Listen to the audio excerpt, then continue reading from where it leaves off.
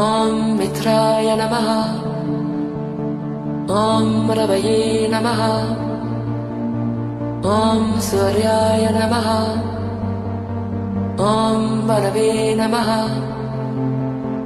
ॐ खगाय नमः। ॐ पुष्णे नमः। ॐ हिरण्यगर्भाय नमः। ॐ अर्चये नमः। ॐ मर्याय नमः। ॐ सवित्रे नमः। ॐ अर्काय नमः।